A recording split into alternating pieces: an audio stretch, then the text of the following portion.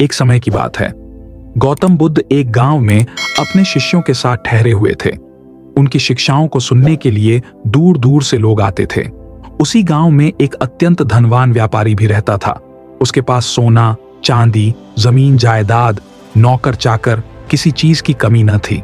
फिर भी वह हमेशा बेचैन और दुखी रहता।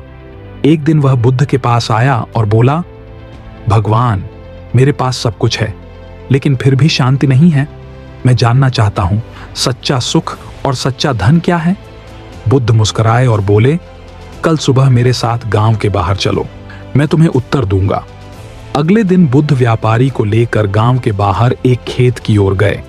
वहां एक किसान खड़ी धूप में हल चला रहा था और उसका छोटा बेटा पास में पानी पिला रहा था।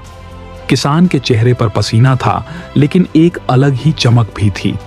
जब किसान ने बुद्ध को देखा तो हाथ जोड़कर बोला, भगवान, आइए, थोड़ा विश्राम कीजिए और जल ग्रहण कीजिए। बुद्ध ने पानी पिया, मुस्कुराए और बोले, तुम्हारे पास बहुत धन तो नहीं है, लेकिन तुम्हारे चेहरे पर शांति है। क्या तुम सुखी हो?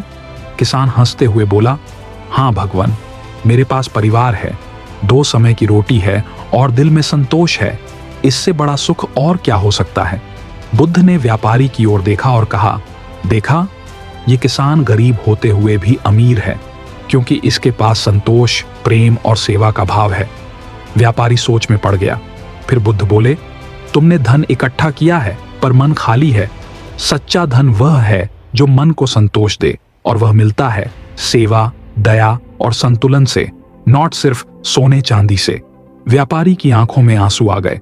उसने हाथ जोड़कर कहा, भगवान, आज समझ आया कि सच्चा धन हमारे भीतर है, न कि तिजोरियों में।